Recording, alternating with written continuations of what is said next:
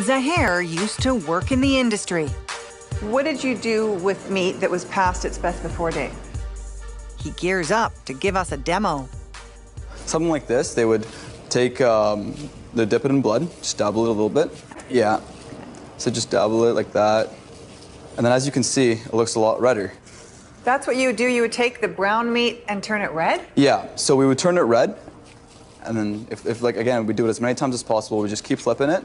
We would rewrap them and put down a new sticker, which came with a new best before date that extended the shelf life. And you won't look at ground beef the same when you hear this. If it's really bad, if it's like this, we would dabble in a little bit of blood, throw it into the meat mincer with some redder meats, and then all together, it would make it look red. And then we'd put it back up on the shelf. And people would buy this? Yeah, all the time. Sounds misleading, but food safety expert Keith Warner helps us recreate what we've heard is going on with meat. We mix meat that's 4 days past its best before date with new. How's it smell? I'll let you do the honors. Not too good, not too good. Turn it on. So how's this new blend look? Looks totally fresh, it's well disguised. Yeah, that looks good.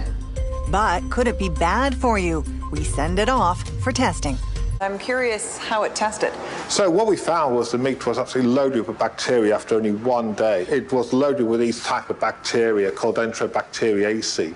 And what they do is that these can break down the meat proteins to make something called biogenic amines, which are toxic chemicals, which can cause asthma, mood changes, all sorts. People who bought that meat wouldn't know that it was spoiled because it'd been mixed up with the good-looking meat.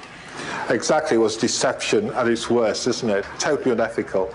And in this case, I think it goes beyond ethics, doesn't it? It goes to safety and things like that.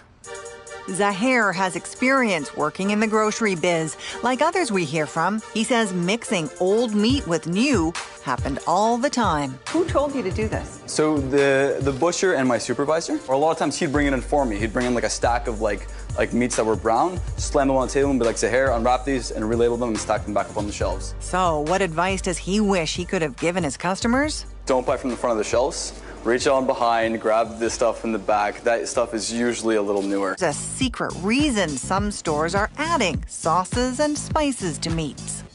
We've got some marinated drumsticks here. Why is stuff marinated? Things get marinated if it's going off or it is off. They will marinate it to hide the odor, and if there are any dark spots or whatever, to mask that and then put it out for sale. And things that are marinated actually sell for more. You charge more for stuff that has gone past its best before date?